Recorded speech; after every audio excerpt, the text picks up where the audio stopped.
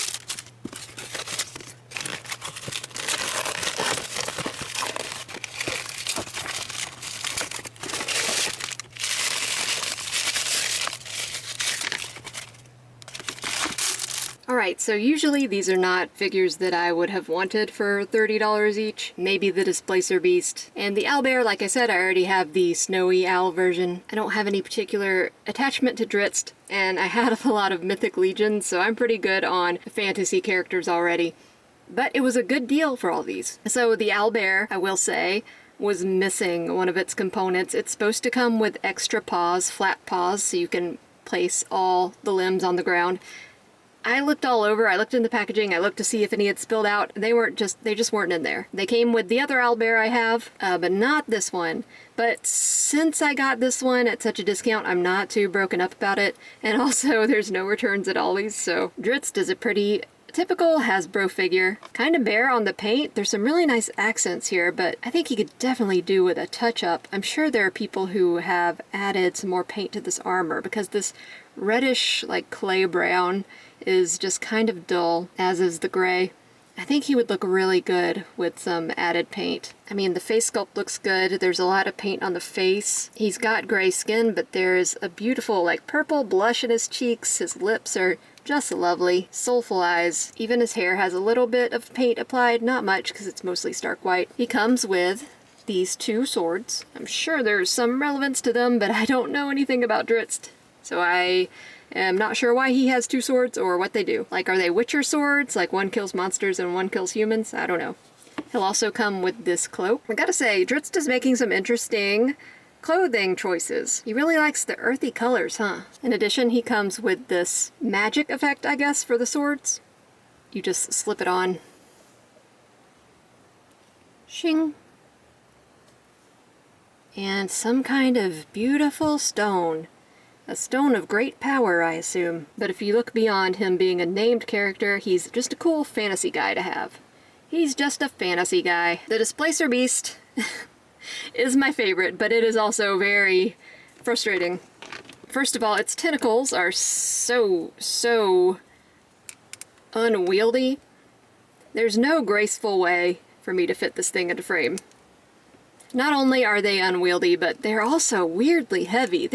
They sink this figure like crazy. So it's got some pretty good articulation, but with the added weight of these tentacles and then having to like push them down to kind of arrange them, it just wants to sploot. But it's a really cool figure. It's a little bit iridescent. Like, I don't think they actually used iridescent paint on it, but there's some purple to give it a suggestion of iridescence.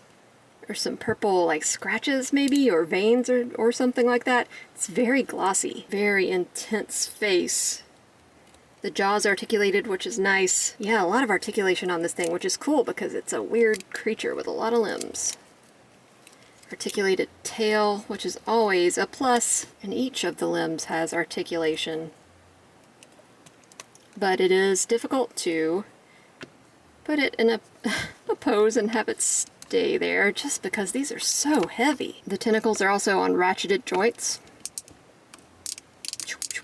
In the middle, they have a bendy wire.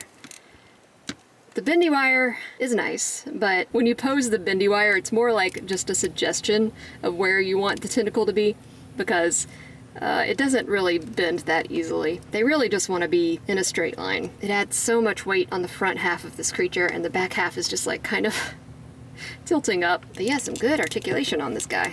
Or girl. I don't know the lore behind the Displacer Beast. I don't know if they have genders. I did a review of the snowy owlbear, but we'll just look at this one really quick. It seems to have the exact same articulation, which would make sense because, except for the head, it's the same mold. Same figure except for the head and the color scheme. I do prefer the white one just because it's beautiful. It's very pretty. This one's not pretty. There's just something really classy about a snowy owl. You know what I mean? So you can stand it up on its back legs, and now it doesn't want to fit into frame. But yeah, you can stand it up on its back legs, and you can reposition the head to where it's more facing forward, so it's not just like staring up at the sky when you have it in that bear pose.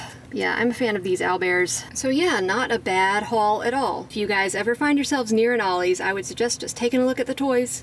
They might have something you want. Hasbro, especially recently, has had a lot of figures pawned off onto Ollie's. It's just interesting, like you never know what'll sell out and then what ends up at a discount store. But yep, this was just a little quick review, just to look at these beasts and also a man. So yep, in order of my favorites, Displacer Beast, Owlbear, and then Drizzt. He just needs a little bit more paint on him, I think. But he is a cool figure, and I like the accessories he comes with. So thanks so much for watching, you guys. As usual, I encourage likes and subscribes. I encourage comments, and I'll see you guys on the next video. Hi! I'm filming this after I filmed the initial review because we noticed something about the Displacer Beast. Well, Patrick noticed something that I should have noticed but didn't, because I have trouble paying attention sometimes. So the Owlbear didn't come with extra paws, and the Displacer Beast came with 2 left tentacles.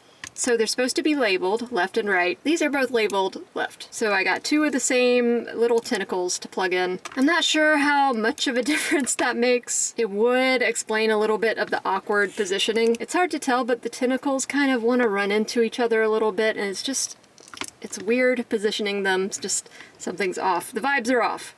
And that's because there are 2 left tentacles. So yeah, a lot of QC issues with these. I'm guessing, at a certain point, Hasbro just doesn't care. That said, the Drizzt was fine. Nothing was weird or missing with him, and my snowy owlbear was fine, as far as I remember. Nothing missing with that one. But yeah, the owlbear and the Displacer Beast, both suffering from QC issues. Very interesting. Both in the same haul, both from the same Ollies. Just like, what are the chances? It's Hasbro, so probably really high.